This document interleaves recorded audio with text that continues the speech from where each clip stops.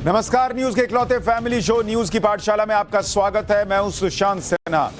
ये वो पाठशाला है जहां सबकी क्लास लगती है और खबर का हर चैप्टर विस्तार से खुलता है ताकि आप उस खबर के मास्टर होकर। तो रोज की तरह पहले आपको बताता हूं कि पाठशाला में आज क्या क्या लेकर आया हूं, कौन कौन से चैप्टर खोलूंगा। आज अरविंद केजरीवाल की बात होगी।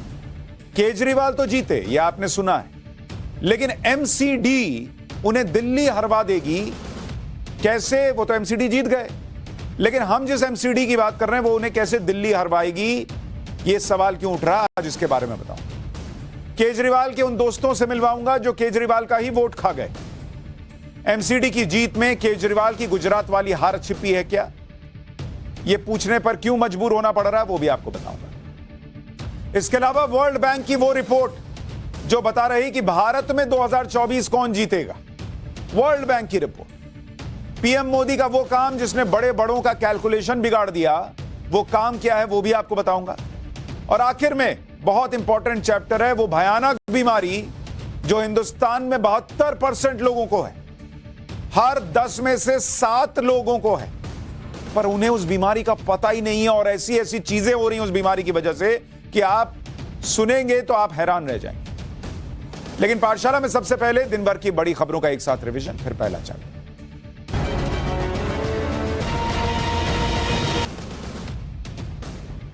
दिल्ली नगर निगम चुनाव के नतीजे आ गए हैं। 15 साल बाद एमसीडी चुनाव में बीजेपी की हार हुई। आम आदमी पार्टी ने 134 वार्ड्स में जीत दर्ज कर ली, जो बहुमत का जो आंकड़ा 126 उससे 8 ज्यादा है। बीजेपी को 104 वार्ड में जीत मिली है, कांग्रेस 9 पर सिमट गई। एमसीडी चुनाव में जीत के बाद आम आदमी पार्टी और बीजेपी दोनों दावा कर रहे हैं कि मेयर उनकी पार्टी से बनेगा। चुनाव में जीत के बाद अरविंद केजरीवाल ने कहा कि सभी को मिलकर दिल्ली की बेहतरी के लिए काम करना है। आज से संसद का शीतकालीन सत्र शुरू हो गया है। शीतकालीन सत्र 29 दिसंबर तक चलेगा और इस दौरान सरकार 16 बिल संसद में पेश करने वाली है। प्रधानमंत्री नरेंद्र मोदी ने राज्यसभा के सभापति जगदीप धनखड़ के बारे में बात करते हुए आज कहा कि आप इस सदन की शोभा बढ़ा रहे हैं। वहीं लोकसभा में कांग्रेस के नेता अधीर रंजन चौधरी ने आरोप लगाते हुए कहा कि सदन में विपक्ष को दी जाने वाली सुविधाएं छीनी जा रही। संसद के शीतकालीन सत्र के पहले दिन विदेश मंत्री एस जयशंकर ने भारतीय विदेश नीति के बारे में बताया। इस दौरान जयशंकर ने विपक्ष के सवालों का जवाब देते हुए चीन को भी चेताया। विदेश मंत्री ने कहा कि भारत ने चीन को साफ संदेश दे दिया है कि एलएसी पर चीन की हरकतों को बर्दाश्त नहीं किया जाएगा। जब तक चीन एलएसी में एक तरफा बदलाव की कोशिश करता रहेगा और सीमा पर सेना का निर्माण जारी रखेगा, तब तक चीन के साथ भारत के संबंध सामान्य नहीं हो सकते। महाराष्ट्र कर्नाटक सीमा विवाद पर आज भी दोनों राज्यों में बहुत हंगामा हुआ। कर्नाटक में बसेस में तोड़फोड़ हुई, महाराष्ट्र के यात्रियों को निशाना बनाया गया। वहीं मुंबई समेत महाराष्ट्र के कई शहरों में सियासी बवाल होता रहा, हिंसक घटनाएं हुई हैं, सियासत गरमाई हुई है। महाराष्ट्र के डिप्टी सीएम देवेंद्र फडणवीस ने केंद्रीय गृह मंत्री अमित शाह से मुलाकात की है, हालात की जानकारी दी है।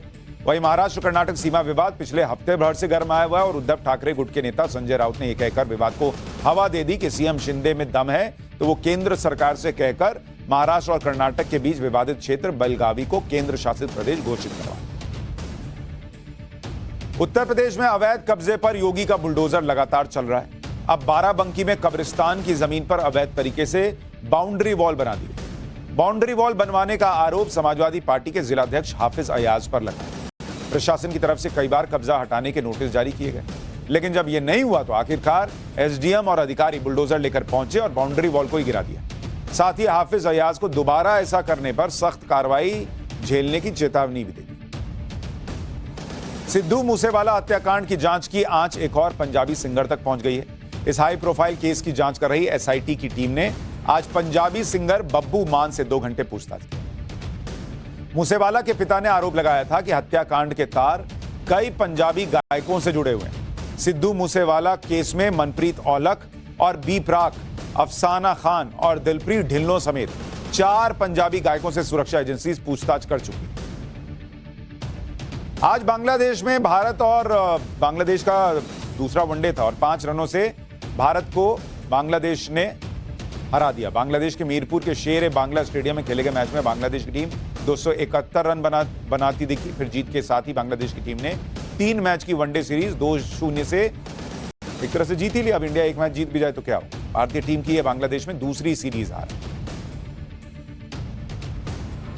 दिन भर के रिवीजन के बाद पाठशाला की पहली क्लास और इसमें केजरीवाल की एमसीडी जीत का चैप्टर, जिसमें आपको बताऊंगा कि केजरीवाल जीते हैं लेकिन कैसे एमसीडी उन्हें दिल्ली हरवा सकती है।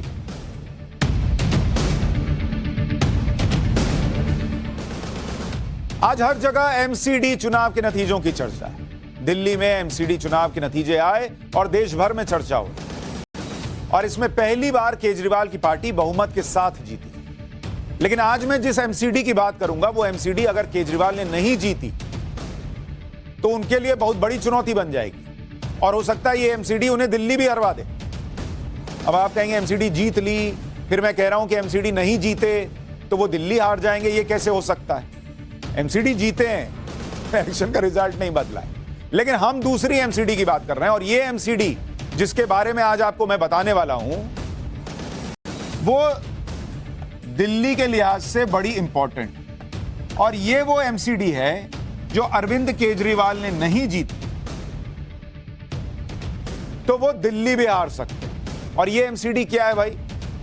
ये म्युनिसिपल कॉरपोरेशन ऑफ दिल्ली नहीं है, ये है एम से मुस्लिम, जो मुस्लिम वोट बैंक है उसका चैप्टर, सी से करप्शन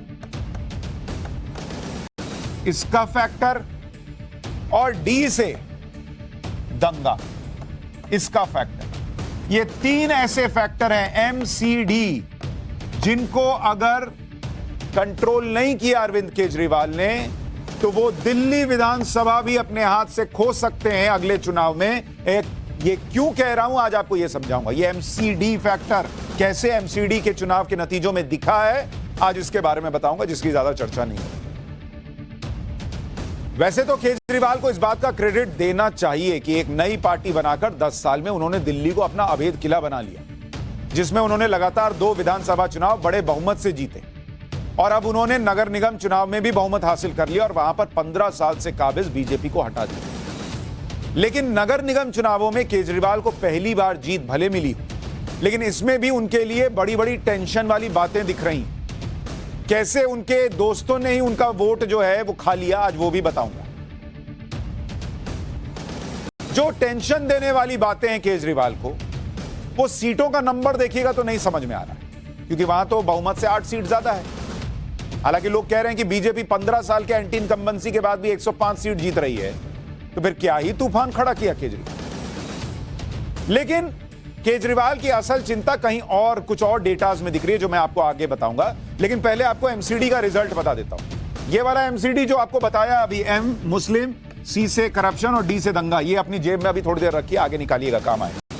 ये अभी आपकी जेब वाला एमसीडी। तो 2022 का रिजल्ट जो है वो ये कह रहा है कि दिल्ली में कुल वोट जो हैं वो कितने हैं?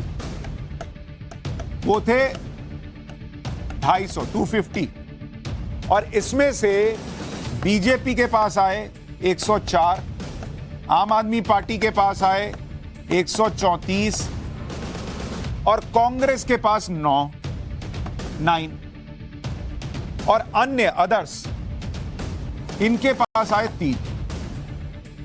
अब अगर 2017 का चुनाव दें, जो पिछला एमसीडी का चुनाव, उसमें अगर देखिएगा तो कुल वोट की संख्या 270 थी। उसके बाद जो है वो तीनों एमसीडी मिला दी गई तो सीटें घट गई 250।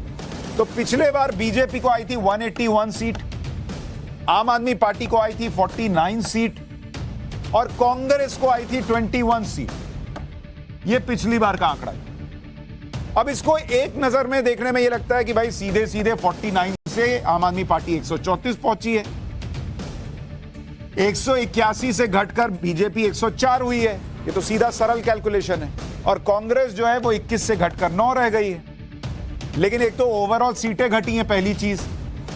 दूसरा फैक्टर ये है कि इन सीटों के पीछे जो कहानी है वो अभी आपको समझाऊंगा, क्योंकि सीट तो आप देख रहे हैं, लेकिन अगर आप दिल्ली में वोट परसेंटेज को देखेंगे तो इससे पता चलता है कि दिल्ली नगर निगम में बीजेपी को सीटें जरूर कम मिली, लेकिन उनका वोट कम नहीं हुआ, बल्कि वोट बढ़ गया। जबकि 2 साल पहले हुए विधानसभा चुनाव के मुकाबले में केजरीवाल को जो वोट मिले थे दिल्ली के अंदर, उससे अगर कंपैरिजन कीजिए तो केजरीवाल के वोट करीब 11% कम हो गए। और ये कहां से कम हुए अभी आपको इसका आंकड़ा भी बताऊंगा, लेकिन पहले जरा वोट प्रतिशत देखिए, उसमें आपको खेल पता चलेगा कि क्या हो रहा है।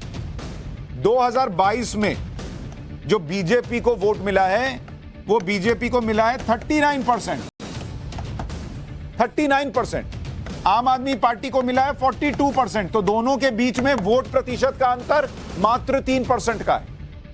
और कांग्रेस के खाते में है 12%, 12%। बीएसपी के खाते में भी 2% चला गया, 2%। तो यहां आप देखिए क्लोज फाइट है, मात्र 3% वोट शेयर का फर्क है। अगर इसको आप 2017 के एमसीडी चुनाव से कंपेयर कीजिएगा, ये एमसीडी का बता रहा हूं, तो बीजेपी का था 36% वोट शेयर, यानी 3% बढ़ गया है इस बार, कम नहीं हुआ है। आम आदमी पार्टी का था 26%, जो कि इस बार 16% का एक तरीके से जंप है अगर आप देख रहे हैं। और कांग्रेस पार्टी का था 21%, जो कि करीब 9% गिर गया, और बीएसपी का 5%। लेकिन जब आप यहां पर 2020 का विधानसभा चुनाव ले आते हैं, तो उस विधानसभा में किस पार्टी का कितना वोट प्रतिशत था उसको कंपैरिजन करने बैठिएगा, तो बीजेपी थी 38.5%। तो बीजेपी जो है वो कमोवेश 38-39% पर टिकी हुई है, विधानसभा में भी एमसीडी में भी। लेकिन आम आदमी पार्टी विधानसभा में थी 53.5%, जो अब घटकर हो गया 42% अगर आप एमसीडी से कंपेयर करें। और कांग्रेस पार्टी विधानसभा में 4.2% थी, जो कि अब बढ़कर एक तरीके से जो है वो 12% पर आ गई। तो विधानसभा के मुकाबले में कंपैरिजन करने जाइएगा तो कांग्रेस और बीजेपी का फायदा हुआ है, आम आदमी पार्टी को नुकसान हुआ है वोट शेयर में। और यह साफ दिख रहा है कि केजरीवाल को वोटों का नुकसान जो हुआ वो कांग्रेस के पक्ष में गया है। सवाल यह है कि कैसे हुआ ही, और ऐसे कौन वोटर है जिन्होंने केजरीवाल का साथ छोड़कर कांग्रेस का हाथ फिर से पकड़ लिया, क्योंकि हर जगह तो कहा जाता है कि केजरीवाल कांग्रेस को रिप्लेस कर रहा है। इसे समझने के लिए आपको दिल्ली नगर निगम में कांग्रेस के जो कैंडिडेट जीते हैं उन्हें देखना हो। और यहां पर आपको जो मैंने एमसीडी बताई थी, जिसको मैंने कहा था अपनी जेब में रखिए, एमसीडी, इसको साइड में लिख दे रहा हूं, मुस्लिम, इसका पहला फैक्टर अब आपके सामने रख रहा हूं कि कैसे केजरीवाल जो हैं उनके लिए यह मुस्लिम वोट बैंक परेशानी खड़ी कर सकता है। दिल्ली नगर निगम में कांग्रेस के जो 9 कैंडिडेट जीते, उनमें 7 कैंडिडेट मुसलमान हैं। और इनमें ओखला के अबुल फजल इनक्लेव वार्ड से आरिबा खान, ओखला के जाकिर नगर वार्ड से नाजिया दानिश, सीलमपुर के चौहान बांगर वार्ड से शगुफ्ता चौधरी जुबैर, गांधीनगर के शास्त्री पार्क वार्ड से समीर अहमद, बाबरपुर के कबीर नगर वार्ड से जारिफ, मुस्तफाबाद के वार्ड नंबर 243 से सबीला बेगम, मुस्तफाबाद के ब्रिजपुरी वार्ड से नाजिया खातून। 9 कैंडिडेट जीते कांग्रेस के, 7 मुसलमान हैं। यानी मुस्लिम कैंडिडेट ना होते, मुसलमानों का वोट ना मिला होता, तो कांग्रेस करीब करीब खत्म हो जाती दिल्ली एमसीडी। कांग्रेस के जो 7 मुस्लिम कैंडिडेट जीते, उनमें से 5 कैंडिडेट ने आम आदमी पार्टी के मुस्लिम कैंडिडेट को ही हराया। जैसे अगर आपको बताऊं, ये फैक्टर पकड़ के रखिएगा, अभी बहुत काम आने वाला है। जैसे अगर आप देखेंगे ओखला के अंदर अबुल फजल इनक्लेव वार्ड, यहां कांग्रेस ने हरा दिया किसको? आम आदमी पार्टी को। कांग्रेस की आरिबा खान 16,554 वोट मिला और आम आदमी पार्टी के वाजिद खान को 15,000 के करीब वोट। जाकिर नगर, ये दोनों ओखला में आते हैं, ये दोनों। और ओखला किसका इलाका? अमानतुल्लाह खान, आम आदमी पार्टी के विधायक। यहां भी कौन जीता? यहां कांग्रेस जीती, यहां कांग्रेस जीती, दोनों जगह कांग्रेस जीती है भाई, और आम आदमी पार्टी को हराकर जीती है। 16,878 वोट मिले कांग्रेस को, 16,405 वोट मिले आम आदमी पार्टी को। इसके अलावा एक इलाका है चौहान बांगर, ये वो इलाका है सीलमपुर का जहां पर दंगे हुए थे दिल्ली में, यहां पर भी कांग्रेस जीती। देख रहे हैं वो सारे इलाके जहां पर मुस्लिम वोट ज्यादा हैं, वहां कांग्रेस ने डेंट किया है आम आदमी पार्टी को। कांग्रेस को 21,000 वोट मिले और आम आदमी पार्टी को करीब 6,000 के आसपास। कबीर नगर, एक और इलाका दिल्ली के अंदर, जहां पर कांग्रेस जीती, यहां पर भी इन्होंने आम आदमी पार्टी को हराया। और फिर ब्रिजपुरी वार्ड है मुस्तफाबाद में, यहां कांग्रेस की नाजिया खातून जीती आम आदमी पार्टी की आफरीन नाज को हराकर। दिलचस्प बात यह भी है कि एक वार्ड में जहां कांग्रेस का मुस्लिम कैंडिडेट जीता, वहां पर एआईएमआईएम से उसकी टक्कर थी, असदुद्दीन ओवैसी की पार्टी से, और एआईएमआईएम के कैंडिडेट को उन्होंने हरा दिया। मुस्तफाबाद वार्ड नंबर 243, कांग्रेस की सबीला बेगम को 14,921 वोट मिले, और ओवैसी साहब जो किसी बुरके वाली या हिजाबी महिला को पीएम बनते देखना चाहते हैं, उनकी पार्टी की सरवारी बेगम को 8,339 वोट ही मिल पाए। देखिए, दिल्ली में मुस्लिम वोटों का गणित यह है कि दिल्ली में करीब 12% मुस्लिम वोटर हैं, और 250 जो वार्ड हैं, इनमें करीब 50 वार्ड ऐसे हैं जहां मुस्लिम वोटर प्रभाव छोड़ता है, जिसमें बल्ली मारान है, सीलमपुर है, ओखला है, मुस्तफाबाद है, चांदनी चौक है, मटिया महल है, बाबरपुर है, किराड़ी है, दिलशाद गार्डन है, सीमापुरी है, त्रिलोकपुरी है। इस तरह के इलाके ऐसे हैं जहां मुस्लिम वोटर निर्णायक भूमिका में। कांग्रेस ने इस बार सबसे ज्यादा 26 सीटों पर मुस्लिम कैंडिडेट उतारे, आम आदमी पार्टी ने 13, एआईएमआईएम ने 14, और करीब 9 सीटें ऐसी थी जिसमें कांग्रेस, आम आदमी पार्टी और एआईएमआईएम के मुस्लिम कैंडिडेट के बीच टक्कर थी।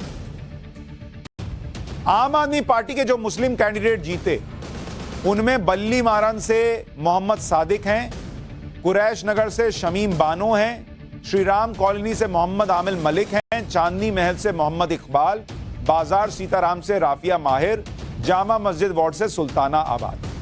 13 लोगों को टिकट दिया, मात्र 6 जीत पाए। 50% से ज्यादा हार गए मुस्लिम कैंडिडेट आम आदमी पार्टी। आम आदमी पार्टी के ताकतवर विधायक और मुस्लिम चेहरे अमानतुल्लाह खान के इलाके ओखला का हाल सुनिए। कैसे मुस्लिम वोटर, मुस्लिम फैक्टर जो आपको ये बता रहा हूं, वो एमसीडी जो केजरीवाल को दिल्ली हरवा सकती है। आप देखिए, अमानतुल्लाह खान का इलाका है ओखला। उस ओखला के अंदर बीजेपी ने जीते हैं 2 वार्ड, कांग्रेस जीती 2 वार्ड, और आपको मिला 1 वार्ड। ये वो ओखला है जहां पर अमानतुल्लाह खान वो जीते थे 70,000 वोट से ज्यादा से। इतना ज्यादा उनका प्रभाव, और उस इलाके में आम आदमी पार्टी को मात्र 1 वार्ड में जीत मिली है, 2 कांग्रेस 2 बीजेपी। ये मुस्लिम वोट जो छिटक रहा है अरविंद केजरीवाल से, वही वो एमसीडी है जो मैं आपको बता रहा हूं। मुस्लिम निकल गया हाथ से तो विधानसभा चुनाव में दिक्कत हो जाएगी। 2020 के विधानसभा चुनाव में आम आदमी पार्टी ने 5 विधानसभा सीटों पर मुस्लिम कैंडिडेट उतारे थे, और 5 सीटों पर आम आदमी पार्टी जीत गई थी, और कांग्रेस की जमानत जब्त हो गई थी। इसमें यह ओखला भी था जहां का आपको हाल बता रहा हूं, यह आम आदमी पार्टी ने जीता, सीलमपुर जीता, बल्ली मारन जीता, मुस्तफाबाद जीता, और मटिया महल जीता था। इस बार नगर निगम के चुनाव में ओखला के 5 वार्ड में आप 1 जीत पाई। सीलमपुर, जहां पर आम आदमी पार्टी जीती थी, एक और मुस्लिम बहुल इलाका जहां का विधायक जो है वो आम आदमी पार्टी का है, उसमें 4 वार्ड आते हैं, और आम आदमी पार्टी 0 पर जीती है। आम आदमी पार्टी 0, 1 भी सीट नहीं जीत पाई। बल्ली मारन, यहां पर भी आम आदमी पार्टी 1 सीट हार गई। मुस्तफाबाद के 5 वार्ड में आम आदमी पार्टी को कोई सीट नहीं मिली। मटिया महल के 3 वार्ड में सभी में आम आदमी पार्टी जीती है, यानी 2 सीटों को छोड़कर बाकी 3 सीटों पर आम आदमी पार्टी को बड़ा नुकसान हुआ है मुस्लिम बहुल इलाकों में। 2020 के विधानसभा चुनाव में मुस्लिम वोटों का गणित आपको समझा देता हूं। मुस्लिम वोट जो था 2020 में, 2020 में दिल्ली के अंदर मुस्लिम वोट, इसमें से आप सोचिए 83% वोट जो है वो किसको गया था, आपको पता है? आम आदमी पार्टी को। 83% मुसलमानों ने आम आदमी पार्टी को वोट दिया, और मात्र 13% वोट जो है वो कांग्रेस पार्टी को मिला। और आज की तारीख में गणित ऐसा पलटा, केजरीवाल जो है वो नोट पर लक्ष्मी गणेश की फोटो छपवाने के लिए ऐसे निकले कि मुस्लिम वोट 83% जिसको मिल रहा था वो ओखला में भी हार गया, वो सीलमपुर में भी हार गया, वो 5 विधानसभाएं मुस्लिम बहुल वाली वहां पर 3 में हार गया, और 2 जगह बाकी ताकि किसी तरह से जीता। तो मुस्लिम वोटों का आम आदमी पार्टी से चिटकना अगर जारी रहा और कांग्रेस की तरफ जाना जारी रहा, तो विधानसभा चुनाव में भी केजरीवाल के लिए दिक्कत हो जाएगी। अच्छा, बीजेपी ने भी 4 मुस्लिम कैंडिडेट उतारे थे और सभी पसमानदा समाज के थे, लेकिन चारों मुस्लिम कैंडिडेट हार गए।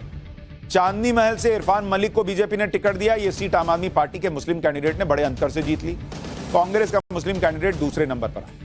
कुरैश नगर से बीजेपी ने समीना राजा को टिकट दिया था, वो दूसरे नंबर पर रही, उन्हें 6,643 वोट मिले, जबकि आम आदमी पार्टी की शमीम बानो को 11,299। इसी तरह से चौहान बांगर में बीजेपी हारी और मुस्तफाबाद में भी बीजेपी ने जो कैंडिडेट उतारा शबनम मलिक, वो भी हार गए। तो 4 पसमानदा मुसलमानों को बीजेपी ने टिकट दिया, लेकिन जीत नहीं। फरवरी 2020 में दिल्ली में दंगे हुए। इन दंगों के बाद पहली बार दिल्ली में चुनाव हो रहे थे। तो पहले तो आपने एमसीडी का जो मुस्लिम फैक्टर है वो समझ लिया, वो कैसे केजरीवाल से छिटक रहा है। अब आपको बताता हूं एमसीडी, डी का हिस्सा दंगा। पहली बार दंगों के बाद दिल्ली में चुनाव हो रहे थे और दंगों से प्रभावित इलाके ज्यादातर नॉर्थ ईस्ट दिल्ली के थे और दंगों का ट्रिगर पॉइंट सीलमपुर का इलाका था और यहां आम आदमी पार्टी की बड़ी हार हुई। सीलमपुर जहां पर दंगे हुए थे वहां 4 वार्ड हैं। सीलमपुर वार्ड नंबर 225, गौतमपुरी, चौहान बांगर और मौजपुर वार्ड। इनमें 2 वार्ड बीजेपी ने जीते, 1 वार्ड कांग्रेस ने जीता और 1 वार्ड निर्दलीय कैंडिडेट ने जीता। आम आदमी पार्टी एक भी वार्ड उस सीलमपुर में नहीं जीत पाई जहां दिल्ली में दंगे हुए थे। सीलमपुर की सीट पर निर्दलीय शकीला बेगम जो है वो जीती हैं, जो पिछली बार बीएसपी के टिकट पर जीती थी और इस बार निर्दलीय चुनाव लड़ रही थी और आम आदमी पार्टी ने अपना कैंडिडेट बिठाकर शकीला बेगम को समर्थन दिया।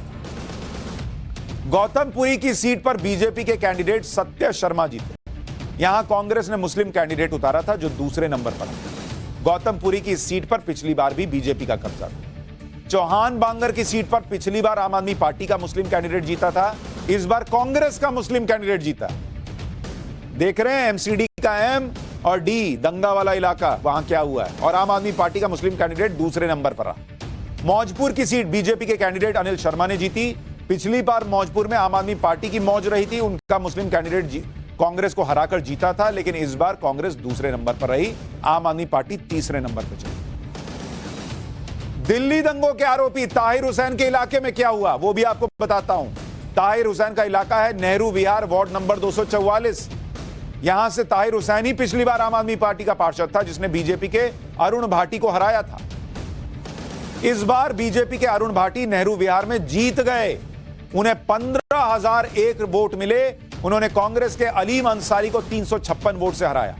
कांग्रेस के अलीम अंसारी को 14,645 में वोट मिले। यहां से आम आदमी पार्टी ने प्रवेश चौधरी को कैंडिडेट बनाया था जो कि हार गया। यानी दंगों वाला ताहिर हुसैन का इलाका, वहां पर बीजेपी को जीत मिली, आम आदमी पार्टी को नहीं। पिछली बार ताहिर हुसैन को 13,447 वोट मिले थे और वो 626 वोट से जीता। इसके अलावा दिल्ली के जो दंगा प्रभावित इलाके रहे उनमें यमुना विहार वार्ड नंबर 232, जहां पर बीजेपी के प्रमोद गुप्ता जीते। यहां बीजेपी को 15,875 वोट मिले। आम आदमी पार्टी की विनीता को 6,420 वोट मिले। सुभाष मोहल्ला वार्ड नंबर 233, यहां पर बीजेपी की मनीषा सिंह जीती, उन्हें 11,206 वोट मिले। आम आदमी पार्टी की रेखा त्यागी को 8,535 वोट मिले। यानी आपने 2 चीजें तो देख ली।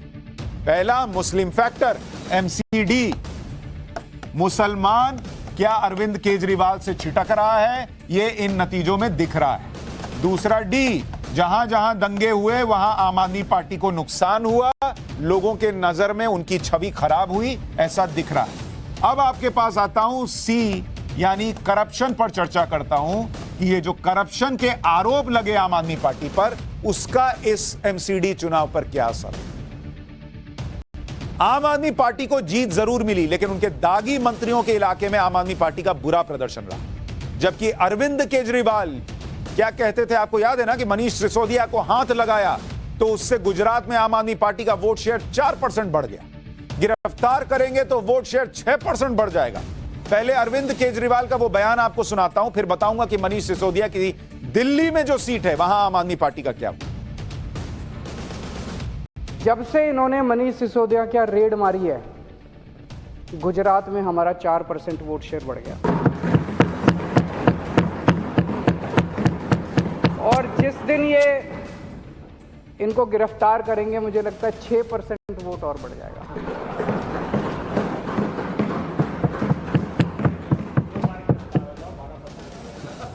फिर अगर 2 बार गिरफ्तार हो गए तो सरकार ही बन जाएगी गुजरात में। तो अरविंद केजरीवाल के मुताबिक मनीष सिसोदिया को छू लेने से, अगर बीजेपी छू ले, ईडी वगैरह छू लें, तो 4% वोट गुजरात में बढ़ता है। अगर गिरफ्तार कर लें तो 6% वोट बढ़ता है। 2 बार गिरफ्तार कर लें तो गुजरात में सरकार बनती है। अब इस दावे को जब आप एमसीडी चुनाव में रिफ्लेक्ट होता हुआ देखेंगे, उसकी सच्चाई देखेंगे, तो पता चल जाएगा कि गुजरात में इनका क्या हाल हो। दिल्ली में जो एमसीडी चुनाव हुए, इसमें मनीष सिसोदिया, जिनके बारे में अभी आप सुन रहे थे अरविंद केजरीवाल को कहते हुए कि इनको छूने पर 4% और गिरफ्तार करने पर 6% वोट बढ़ता है, इनका इलाका जो है जहां से ये विधायक है, वो इलाका है पटपड़गंज, और इन पर शराब घोटाले का आरोप लगा। जिस पटपड़गंज से ये विधायक हैं, वहां पर 4 वार्ड आते हैं, 4 वार्ड। इस 4 में से 3 बीजेपी ने जीते। तो जिनको छू लेने से गुजरात में वोट मिलता है, वहां उनको खुद के अपने इलाके में लोग वोट नहीं दे रहे हैं, और गुजरात में छू लेने से 4%, और यहां आम आदमी पार्टी को 1 सीट मिली। यह है वो कट्टर ईमानदार मनीष सिसोदिया, जिनके लिए अरविंद केजरीवाल कहते हैं कि मनीष सिसोदिया को कुछ नहीं आता जी, इनको खाली स्कूल बनाना आता है जी। क्या बनाना आता है वो तो आप समझिए कि 3 बीजेपी जीत गई, कहां? मनीष सिसोदिया के इलाके में। अब आप बताइए। इसी तरह से दूसरे इनके मंत्री हैं सत्येंद्र जैन, जो मैं आपसे कह रहा था ना कि केजरीवाल के वोट तो उनके दोस्त ही खा गए। सत्येंद्र जैन, इन पर मनी लॉन्ड्रिंग का आरोप है, 5 महीने से तिहाड़ जेल में बंद है। इनकी विधानसभा सीट है शकूर बस्ती। शकूर बस्ती, इस शकूर बस्ती में 3 वार्ड आते हैं, और ये तीनों किसने जीते? तीनों बीजेपी जीत गई।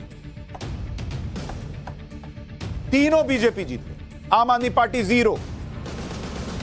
इसी तरह से अगर आप दूसरे मिनिस्टर देखिएगा, केजरीवाल सरकार के दूसरे मंत्रियों के इलाकों में भी बुरा हाल रहा।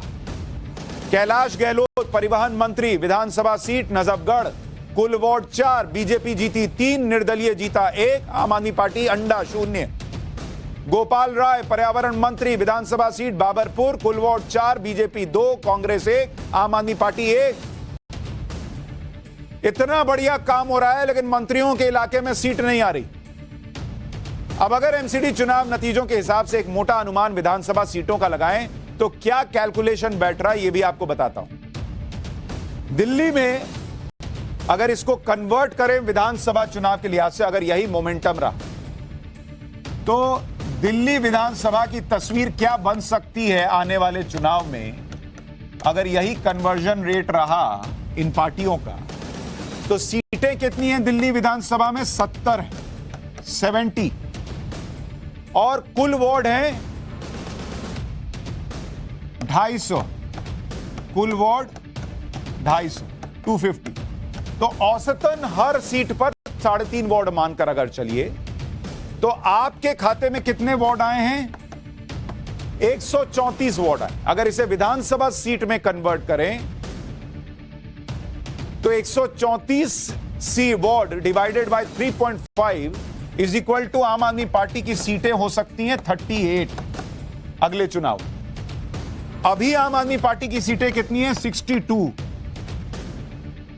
इसी तरह से बीजेपी ने कितने वोट जीते हैं? 104। अगर उसको आप 3.5 से डिवाइड कर दीजिए और विधानसभा सीटों में कन्वर्ट कीजिए, तो बीजेपी की सीटें हो सकती हैं 30, और अभी बीजेपी के पास कितनी सीट है? मात्र 8। और यहां पर एक बात और ध्यान देनी होगी कि अभी दिल्ली विधानसभा चुनाव में 2 साल से कुछ ही ज्यादा समय बचा है। दिल्ली में बीजेपी के पास कोई फेस भी नहीं है। अगर कोई फेस हो तो केजरीवाल के दिल्ली किले में सेंध लगाना नामुमकिन नहीं है। जिस तरह से एम, मुस्लिम उनसे छिटक रहा है, सी, करप्शन को लेकर लोगों में उनकी छवि खराब हो रही है, और डी, दंगा प्रभावित इलाकों में उनकी पार्टी को नुकसान हो रहा है। तो इसलिए अगर ये हो जाए तो बहुत आश्चर्य की बात नहीं है, और अगर ये नहीं होने देना अरविंद केजरीवाल को, तो उन्हें इस एमसीडी को जीतना होगा जिसकी कोई चर्चा नहीं करती। इसलिए मैंने कहा कि आपको हम बताते हुए एमसीडी चुनाव के नतीजे। पाठशाला में अब वर्ल्ड बैंक की उस रिपोर्ट का चैप्टर जो बता रही है कि 2024 कौन जीतेगा भारत में, और इसमें आपको यह भी बताऊंगा कि पीएम मोदी ने ऐसा क्या किया जिससे बड़े बड़ों का कैलकुलेशन बिगड़ गया।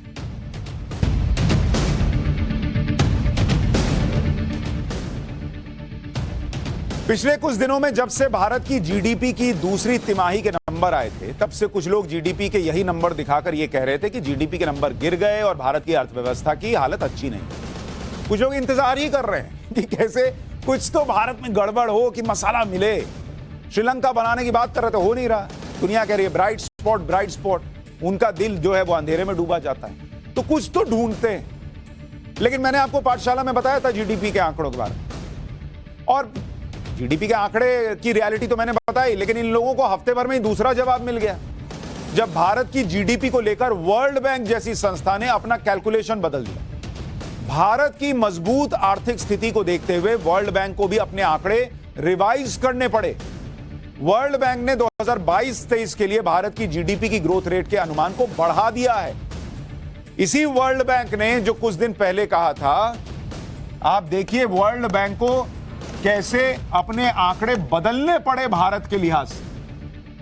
इसने अक्टूबर में भारत की ग्रोथ रेट कही थी, अक्टूबर के महीने में कहा था कि 6.5% रहेगी भारत की ग्रोथ।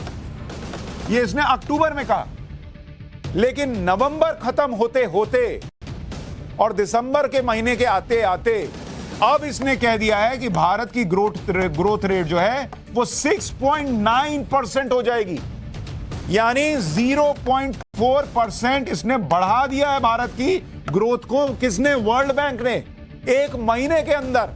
तो हमारे यहां जो लोग श्रीलंका कह रहे हैं, वो तो आपको सच देखने नहीं देंगे, लेकिन पाठशाला में हमारा काम है आपको देश के असली स्थिति के बारे में अवगत कराना।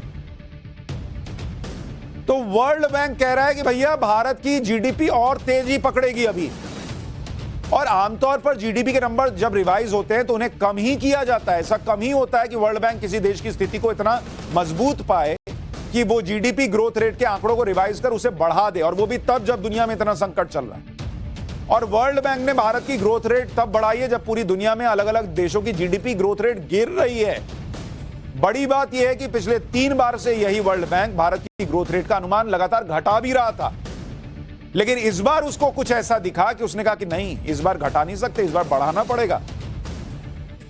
सिर्फ वर्ल्ड बैंक की बात नहीं है, वर्ल्ड बैंक के अलावा दुनिया की बाकी बड़ी संस्थाओं ने भारत को सबसे तेजी से बढ़ती हुई अर्थव्यवस्था माना।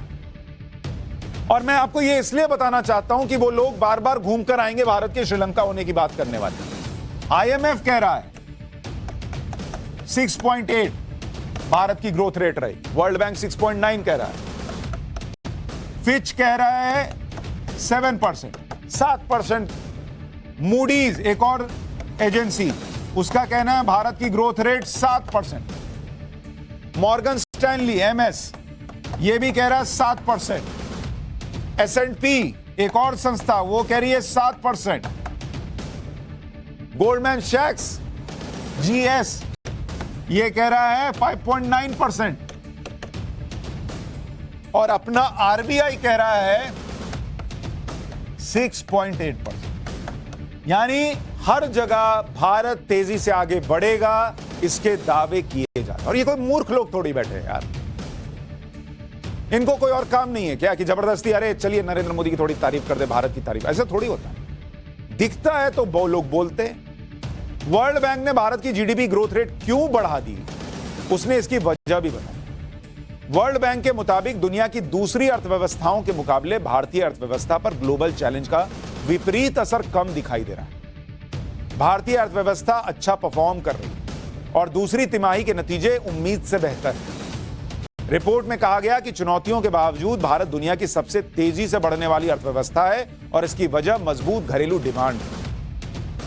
इसके अलावा भारत का घरेलू बाजार बहुत बड़ा है, और यह बाजार इंटरनेशनल ट्रेड फ्लो से बहुत ज्यादा प्रभावित नहीं है।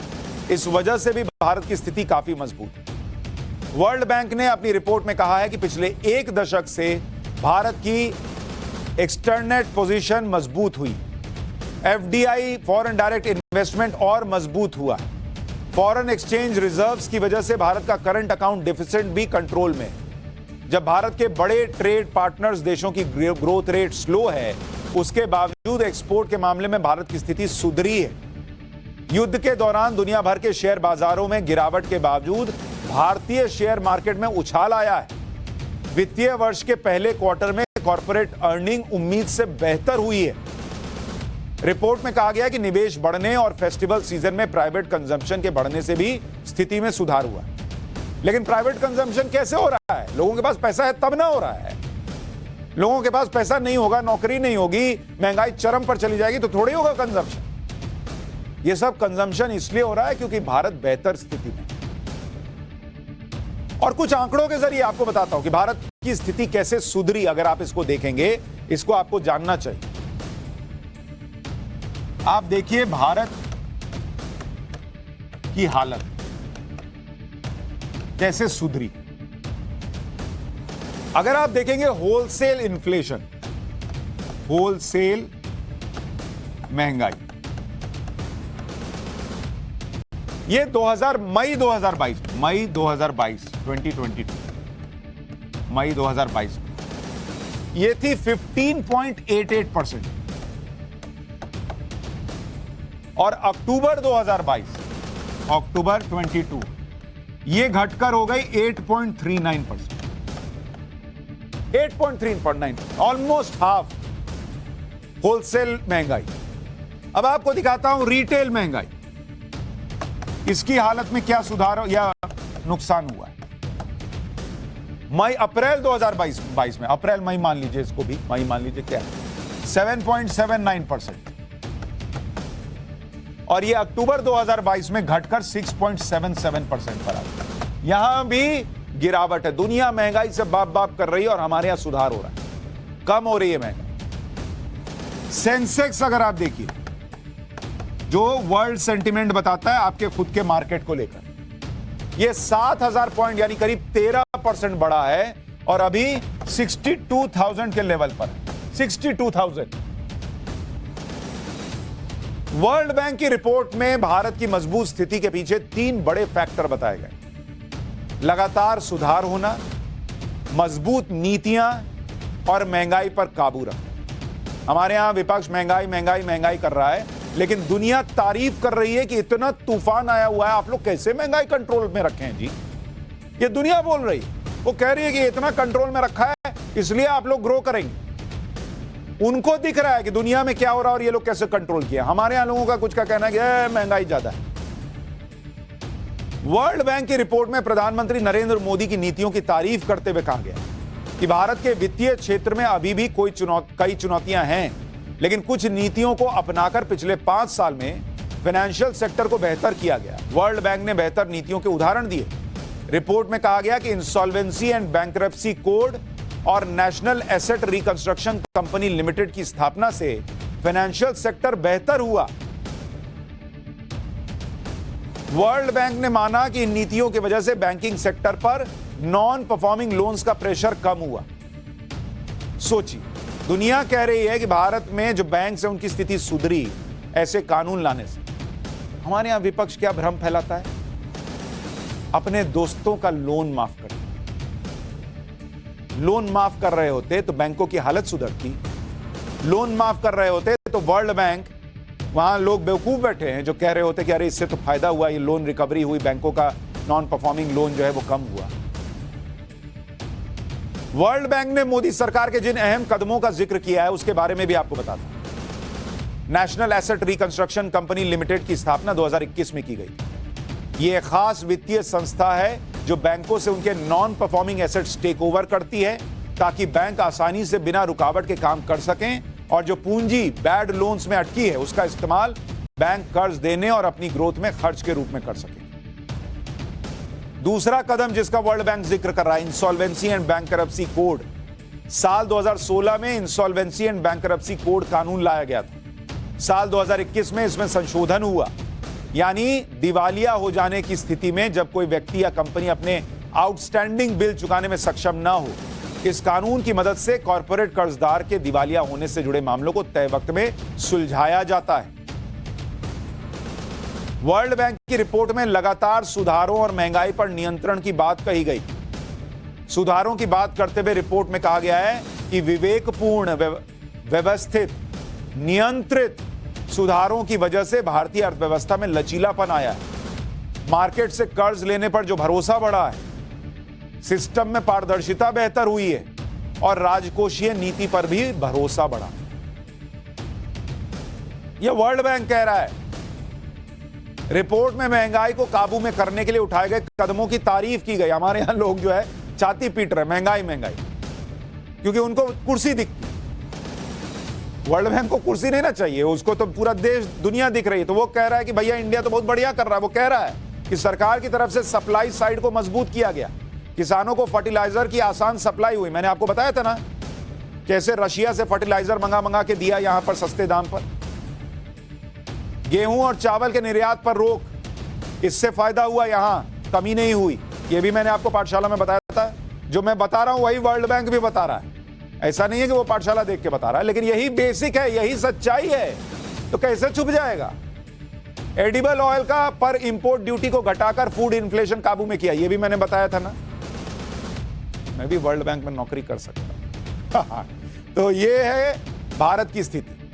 लेकिन वर्ल्ड बैंक की रिपोर्ट में भारत में महंगाई का भी जिक्र किया गया। 2022-23 में अनुमानित महंगाई दर 7.1%, 2023-24 में अनुमानित महंगाई दर घटकर 5.2%। यानी वर्ल्ड बैंक को लग रहा है ये महंगाई और कंट्रोल में आ जाएगी। दुनिया की बाकी बड़ी अर्थव्यवस्था की तुलना में भारत कितना मजबूत है, इसका एक और उदाहरण आपको बताता हूं। वर्ल्ड बैंक की रिपोर्ट के मुताबिक अगर अमेरिका में ग्रोथ रेट 1% गिरती है तो भारत की ग्रोथ रेट 0.4% गिरेगी, जबकि दूसरी इमर्जिंग इकोनॉमीज की ग्रोथ रेट 1.5 गुना गिर जाएगी। आसान शब्दों में अगर आपको कहूं, चूंकि अमेरिका एक बड़ी अर्थव्यवस्था है, तो वर्ल्ड बैंक कह रहा है कि अगर यूएस को 100 रुपए का घाटा होगा तो वर्ल्ड बैंक कह रहा है कि भारत को घाटा कितना होगा इसके वजह से? 40 रुपया का होगा भारत का घाटा, जबकि दूसरे देशों को जो इमर्जिंग इकोनॉमी है उनका घाटा कितना होगा आपको पता है? 150 रुपया। अमेरिका का 100 रुपया का घाटा उनके लिए 150 रुपये का घाटा बनेगा, लेकिन हमारी स्थिति इतनी मजबूत है कि हमको मात्र 40 रुपए का घाटा। यह है भारत की मजबूत स्थिति। वर्ल्ड बैंक की रिपोर्ट में भारत के लिए एक और बड़ी बात कही गई। वर्ल्ड बैंक ने माना कि भारत सरकार अपने राजकोषीय घाटा, फिस्कल डेफिसिट जिसको कहते हैं, इसके अपने 6.4% के टारगेट को करंट फाइनेंशियल ईयर में हासिल कर ले। राजकोषीय घाटे तब होता है जब सरकार अपनी कमाई से ज्यादा खर्च करती है। रिपोर्ट में कहा गया है कि फ्यूल पर टैक्स कम करने के बावजूद सरकार का रेवेन्यू कलेक्शन, खासकर जीएसटी कलेक्शन बढ़ा है। इस वजह से राजकोषीय घाटे के टारगेट को भारत सरकार हासिल कर सकती है। फर्टिलाइजर और फूड सब्सिडी पर ज्यादा खर्च के बावजूद भी राजकोषीय घाटे के टारगेट को पूरा कर लिया जाएगा। रिपोर्ट में दावा है कि भारत सरकार का रेवेन्यू 9.5% बढ़ा है, जबकि खर्च 12.2% बढ़ा। वर्ल्ड बैंक ने यह भी माना कि दुनिया की उभरती अर्थव्यवस्थाओं में मंदी की वजह से भारत को फायदा होगा। भारत विकल्प के रूप में निवेश का ज्यादा आकर्षक स्थान बनेगा। भारत सरकार भी प्रोडक्शन को बढ़ाने के लिए इन्वेस्टमेंट इंसेंटिव्स देगी और अलग अलग क्षेत्रों में विदेशी निवेश को बढ़ाने के लिए राजकोषीय उपाय करेगी। दुनिया की सभी बड़ी वित्तीय संस्थाएं यह मान चुकी हैं कि आने वाला वक्त भारत का है। हमारे यहां कुछ लोग मानना नहीं चाहते, न माने, उनके मानने न मानने से इस देश में अब फर्क पड़ना भी बंद हो गया। लेकिन दुनिया मान रही है और भारत का एक बड़ा हिस्सा मान रहा है कि भारत मजबूत स्थिति में है और इसे मिलकर मजबूत बनाना है। ग्लोबल स्लोडाउन के बावजूद भारत की अर्थव्यवस्था अगर बढ़ रही है तो उसकी बड़ी वजह महंगाई पर काबू पाना। आरबीआई ने महंगाई दर को और काबू में करने के लिए आज रेपो रेट में 35 बेसिस पॉइंट का इजाफा कर दिया। रेपो रेट अब 5.9% से बढ़कर 6.25% हो गया। यानी अब होम लोन से लेकर ऑटो और पर्सनल लोन सब कुछ महंगा हो जाएगा और आपको ज्यादा ईएमआई चुकानी होगी। इस साल मई से 5वीं बार रेपो रेट को बढ़ाया गया है। मई में 40 बेसिस पॉइंट बढ़ाया गया था, तब रेपो रेट 4.4% था, जो अब 6.25% हो गया है। यानी मई से अब तक 2.25% की बढ़ोतरी। रेपो रेट क्या होता है, इसके बढ़ने से आप पर क्या असर पड़ेगा, यह भी समझ। रेपो रेट का फुल फॉर्म है रीपर्चेजिंग ऑप्शन। जब हम बैंकों से लोन लेते हैं तो हमें ब्याज देना पड़ता है, इसे कॉस्ट ऑफ क्रेडिट कहा जाता है। इसी तरह से जब बैंकों को जरूरत पड़ती तो वो अपनी एलिजिबल सिक्योरिटीज के मुकाबले, मतलब जो उनके पास पैसा है उसमें से कुछ पैसा सिक्योरिटी, आप भी सिक्योरिटी देते हैं, बैंक को भी लोन लेना तो वो भी सिक्योरिटी देती है, तो वो उसके मुकाबले आरबीआई से पैसा लेती है। बैंक किससे लोन लेगा, आप बैंक से लोन लेते, बैंक को जरूरत पड़ी लोन देने की कि चलो मुझे और लोगों को लोन देना है, कुछ और करना है, वो किससे लोन लेगा, तो वो आरबीआई से लोन लेता है। जिस रेट पर बैंक आरबीआई से पैसा लेते हैं वो रेट होता है रेपो रेट।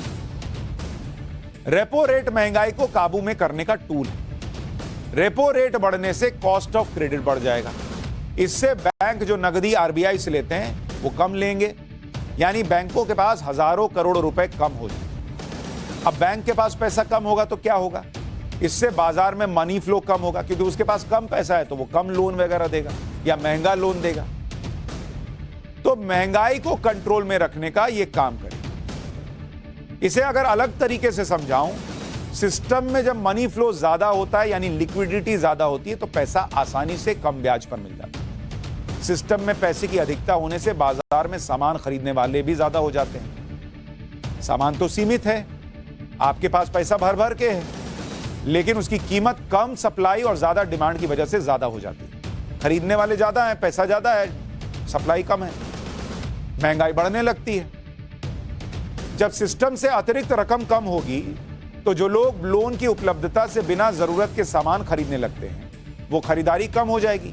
अनाप शनाप लोग नहीं खरीदेंगे, लोन ले लेके नहीं खरीदेंगे क्योंकि ईएमआई चुकाना महंगा होगा, यानी आर्टिफिशियल डिमांड कम हो जाती है और महंगाई पर लगाम लग जाती है। तो जब सरकार ने रेपो रेट घटाया था तो इसलिए घटाया था ताकि जिस दर पर लोन आपको मिलता है वो सस्ता हो, आप लोन लें, आप सामान खरीदें, जो कोरोना के बाद अर्थव्यवस्था का पहिया रुक गया था वो चलना शुरू हो जाए।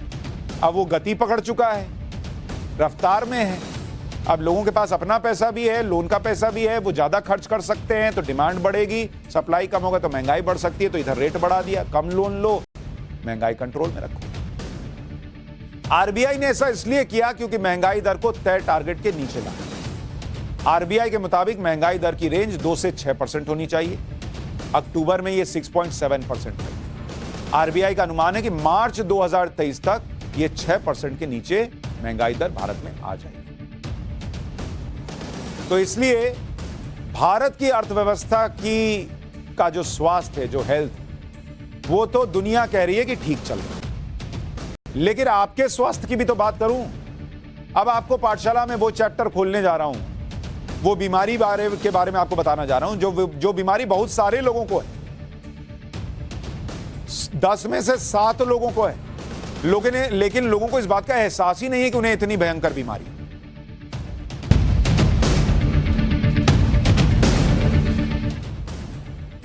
कहने को यह बीमारी बहुत मामूली है अगर कंट्रोल में रहे तो, लेकिन कंट्रोल से बाहर हो जाए तो जिंदगी खतरे में डाल सकती है। भारत में शायद ही ऐसा कोई घर या परिवार होगा जिसके घर में यह बीमारी न हो। अब आप कहेंगे कौन सी बीमारी है बॉस, ये तो बताओ। इस बीमारी के बारे में सोच सोच के जो है वो बीपी बढ़ रहा है मेरा, कि पता नहीं कौन सी बीमारी है। तो जो आपका बढ़ रहा है ना बीपी, वही बीमारी की बात कर रहा हूं। आपको सुनने में सामान्य लग सकती है, लेकिन ये हाइपरटेंशन यानी ब्लड प्रेशर आसान और सामान्य बीमारी नहीं है। शायद ही ऐसा कोई घर हो जहां बीपी की गोली ना खाई जाती। परिवार में किसी ना किसी को इस बीमारी ने जकड़ रखा है। अब तो लोगों ने भी टेंशन लेना बंद कर दिया है बीपी को लेकर, क्योंकि ब्लड प्रेशर को घर घर की बीमारी मान लिया गया है। अच्छा तुमको भी है, अच्छा मैं आपके यहाँ आया था तो अपनी बीपी की दवा भूल गया हूं, आपके यहाँ तो हो गई, आप अपना खिला दीजिए, ये हिसाब चल रहा है। लेकिन आपकी इसी लापरवाही की वजह से देश के 75% ब्लड प्रेशर के मरीजों की यह बीमारी कंट्रोल में नहीं है। और यह हैरानी की बात है कि ये लोग इसका बिल्कुल भी लोड नहीं ले रहे कि इनका बीपी कंट्रोल में नहीं। भारत में करीब 22 करोड़ लोगों को ब्लड प्रेशर है। इस हिसाब से करीब 16.5 करोड़ लोगों का ब्लड प्रेशर कंट्रोल में ही नहीं है। 16.5 करोड़ लोगों। भारत में दिल की बीमारियों का सबसे बड़ा कारण है हाइपरटेंशन, हाई ब्लड प्रेशर। देखने रहे आजकल लोगों का दिल धक से बंद हो जाता है, इसके पीछे बीपी भी कारण है। मेडिकल जर्नल लैंसेट में छपी एक रिपोर्ट के मुताबिक भारत में हाइपरटेंशन के 75% मरीजों का ब्लड प्रेशर अनियंत्रित है। हाइपरटेंशन के हर 4 में से सिर्फ 1 मरीज का ब्लड प्रेशर कंट्रोल में है। यह बात बहुत चौंकाने वाली है क्योंकि भारत में बहुत से ऐसे लोग हैं जो हाइपरटेंशन की बीमारी को समझ ही नहीं पाते, उसको सीरियसली लेते ही नहीं है। ये सोचकर खुद को समझा लेते कि ऐसा ज्यादा काम की वजह से हो गया, थकान है, दर्द हो रहा है, ये सब चलता रहता है वगैरह वगैरह। आपको यह बताता हूं कि लैंसेट की रिपोर्ट में हाइपरटेंशन को लेकर और क्या कहा गया। यह रिपोर्ट 2001 से 2022 तक हाइपरटेंशन और ब्लड प्रेशर पर 51 रिसर्च हुई और उनकी स्टडीज पर बेस्ड। इस स्टडी के दौरान 3,40,000 मरीजों पर अध्ययन किया। भारत में हर 4 में से 1 व्यक्ति को हाइपरटेंशन की समस्या है। 50% से ज्यादा मरीजों को पता ही नहीं कि उन्हें हाई ब्लड प्रेशर।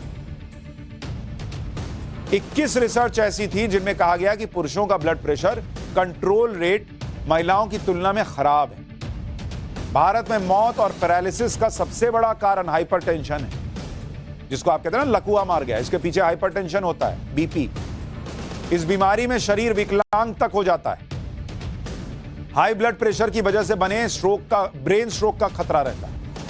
भारत में हर साल करीब 50,000 लोगों को हाई ब्लड प्रेशर से ब्रेन स्ट्रोक होता है। भारत में हाइपरटेंशन के कितने मरीज हैं? नेशनल फैमिली हेल्थ सर्वे 5 के मुताबिक भारत में 24% पुरुषों को हाइपरटेंशन की बीमारी, 21% महिलाएं हैं जिन्हें बीपी है, यानी हर 5वीं महिला इसकी शिकार है। आईसीएमआर के मुताबिक 47.6% लोगों ने कभी ब्लड प्रेशर चेक ही नहीं कराया। आधे लोगों तो ब्लड प्रेशर चेक ही नहीं करा रहे। भाई पता क्या चलेगा कि बीपी है कि नहीं? ये तो उनका बता रहा हूं जिनका पता है कि बीपी चेक करा के कि क्या हाल है। आईसीएमआर के मुताबिक 72% मरीजों को पता नहीं है कि उन्हें ब्लड प्रेशर की समस्या है। 72%। लैंसेट के मुताबिक भारत में हाइपरटेंशन से सालाना 15 लाख मौत होती है। तो जिस बीपी को आप हल्के में ले रहे हैं वो इतनी हल्के में लेने वाली चीज है नहीं। आगे बढ़ने से पहले आपको ब्लड प्रेशर की सही रेंज भी बता देता हूं। ब्लड प्रेशर की जो ऊपरी रेंज है, जिसे सिस्टोलिक कहते हैं, वो 120 से ज्यादा नहीं होनी चाहिए, और नीचे का बीपी जिसे डायस्टोलिक कहते हैं वो 80 से कम नहीं होना चाहिए। तो आप जो सुनते हैं आम बोलचाल की भाषा में 120/80, वही रेंज है जिसमें होना चाहिए। ऊपर वाला 120 के पार ना हो, नीचे वाला 80 से नीचे ना हो, नहीं तो लो बीपी हो जाए। हाइपरटेंशन क्या है, इसका ब्लड प्रेशर से क्या संबंध है, यह भी आपको समझना चाहिए, क्योंकि इन दोनों के नाम भले ही अलग हैं लेकिन दोनों लगभग एक ही बीमारी। आपको आसान तरीके से समझाऊं कि यह बीमारी क्या है, तो हमारे दिल का मुख्य काम क्या है? खून को पंप करना। वही ना पंप कर रहा है, तो इधर उधर खून जा रहा है, वो पंप करता है। नस क्या है? वो नस जो है वो रोड मान लीजिए, उसी के जरिए सारा खून इधर उधर पूरा ऊपर से नीचे चल रहा है। और खून के साथ शरीर के हर हिस्से को जरूरी ऑक्सीजन, ग्लूकोज, विटामिन और मिनरल्स मिलते रहते। मतलब खून जो है वो जो आपकी धमनियां हुई और जो आपकी नसें हैं, जिसको रोड कह रहा हूं, उस पर खून एक तरीके से समझिए गाड़ी जा रही है। उसमें ऑक्सीजन भी लाद दिया है, ग्लूकोज भी लाद दिया है, विटामिन भी लाद दिया, मिनरल भी लाद दिया। उसको बोले जरा तुम ये छोड़ते हुए आना सब जगह। नसों में खून को बहने के लिए यानी फ्लो बने रहने के लिए एक निश्चित प्रेशर की जरूरत है। अगर ये प्रेशर सामान्य से ज्यादा हो तो इससे नसों और धमनियों पर दबाव पड़ता है। इसे ही हाइपरटेंशन या हाई ब्लड प्रेशर कहते हैं। 130/80 mmHg से ज्यादा का दबाव हाइपरटेंशन या हाई ब्लड प्रेशर की कैटेगरी में आता है। हाई ब्लड प्रेशर के कारण धमनियों में खून का बहाव तेज हो जाता है, जिसके कारण धमनियों में छेद तक हो सकता है, जिससे खून का धक्का बन जाता है। मतलब वो जो ट्रक आपका ऑक्सीजन लेके चल रहा था सड़क पर, वो इतना तेज चल रहा है कि वो पलट सकता है, सरल भाषा में, और हार्ट अटैक या ब्रेन स्ट्रोक आ सकता है। हाइपरटेंशन की वजह से हार्ट अटैक, स्ट्रोक, किडनी की समस्या, ये सब हो सकता है। और सबसे डरावनी बात यह है कि हाइपरटेंशन का शुरू में कोई लक्षण दिखता भी नहीं। इसे साइलेंट कंडीशन कहा जाता है। हालांकि कुछ लक्षण हैं जिनके बारे में मैं आपको बता देता हूं, जैसे सिर के पीछे और गर्दन में दर्द रहना, यह बीपी की निशानी हो सकता है। सीने में दर्द होना, धुंधला दिखाई देना, थकान और चक्कर आना, सांस लेने में भारीपन, ये सब बीपी के लक्षण हो सकते हैं। ये लक्षण अगर दिखें तो फौरन समझ जाइए कि कुछ गड़बड़ है और डॉक्टर से कंसल्ट कीजिए। कम से कम बीपी तो चेक करा ही लीजिए, क्योंकि जितनी जल्दी हाइपरटेंशन का पता चलेगा उतनी जल्दी इलाज शुरू होगा। हाइपरटेंशन क्यों होता है ये भी सुन लीजिए। एक तो ज्यादा लगा रहे हैं, अल्कोहल का ज्यादा सेवन, खाने में ज्यादा नमक खा रहे हैं तो भी बढ़ जाता है, ज्यादा तेल वाला खाना खाइएगा तो बीपी बढ़ता है, और मोटापा भी एक वजह है कि बैठे बैठे सोच रहे मेरा बीपी कैसे बढ़ गया, मोटापा अलग बढ़ गया, उससे बीपी बढ़ गया।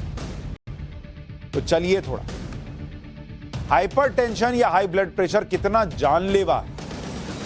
भारत में हार्ट अटैक से 2020 में 28,680 लोगों की मौत हुई। इनमें से 42% से ज्यादा हार्ट अटैक हाइपरटेंशन के कारण हुए। हार्ट अटैक के 72% केस ब्लॉक आर्टरीज की वजह से हुए। हाइपरटेंशन की वजह से धमनियां सिकुड़ जाती हैं क्योंकि ब्लड प्रेशर अनियंत्रित हो जाता है। तो आपका बीपी हार्ट अटैक की वजह भी बन सकता है। अच्छा, आपको ये जो इतना कारण बताया, इसमें एक चीज तो ध्यान से निकल गया होगा। आपके घर की डाइनिंग टेबल पर जो नमक की डिब्बी रहती है, जो कई लोगों की आदत होती, खाना आया नहीं कि 4 ऊपर से डालना ही है थोड़ा छिड़क छिड़क, यह आपकी सबसे बड़ी दुश्मन है। खाने में स्वाद बढ़ाने के लिए आप उस डिब्बी से खाने में नमक छिड़कते रहते हैं, और यह आदत आपके दिल के लिए सबसे खतरनाक है, क्योंकि नमक ब्लड प्रेशर बढ़ाने का एक बड़ा कारण है। ज्यादा नमक खाने से क्या हो सकता है, इसको लेकर journal of American college of cardiology में एक रिपोर्ट पब्लिश हुई है, जिसके मुताबिक ज्यादा नमक खाने से हार्ट अटैक और स्ट्रोक की आशंका बढ़ जाती है। नमक की मात्रा कम करके दिल की बीमारियों का खतरा कम किया जा सकता है। WHO के मुताबिक एक दिन में सिर्फ 5 ग्राम नमक का सेवन करना चाहिए। इस रिपोर्ट को तैयार करने के लिए ब्रिटेन में एक स्टडी की गई, जिसमें सामान्य से ज्यादा नमक खाने वाले लोगों पर रिसर्च किया गया। ब्रिटेन के बायो बैंक ने करीब 12 साल तक 1,76,000 लोगों की सेहत की निगरानी की। इस दौरान 7,000 हार्ट अटैक और 2,000 ब्रेन स्ट्रोक के केस रजिस्टर किए। आप में से बहुत से लोगों को लग रहा होगा कि हमारे खाने में नमक की मात्रा सीमित है, लेकिन आज आपकी पोल खोल देता हूं कि आपके खाने के अलावा किन किन चीजों में नमक ज्यादा आप खा रहे हैं। अचार खाते हैं ना, उसमें भी नमक है। टोमेटो सॉस खाते हैं, उसमें भी नमक है। चिप्स, इतना बड़ा पैकेट, उसमें आधा भरा रहता है और ऊपर जो आधा हवा है वो आपके सेहत को हवा कर दे रही है। चिप्स में नमक, पापड़, नमकीन, कोल्ड ड्रिंक, पैक्ड बटर, चटनी, इनमें आप बहुत ज्यादा मात्रा में नमक खा जाते हैं। आजकल तो लोग अमरूद जैसे मीठे फल को नमक लगाकर खा रहे हैं, और हमारे देश में सलाद और फलों में नमक डालकर खाने वालों की संख्या भी बहुत ज्यादा है। अब आपके कुछ दोस्त होंगे जो आपके जख्मों पर नमक छिड़कते हैं, लेकिन उस वाले नमक से सेहत खराब नहीं होती, उससे बीपी बढ़ता है। उन दोस्तों से भी बच के रहिए। पाठशाला में आज इतना ही, कल फिर मिलेंगे।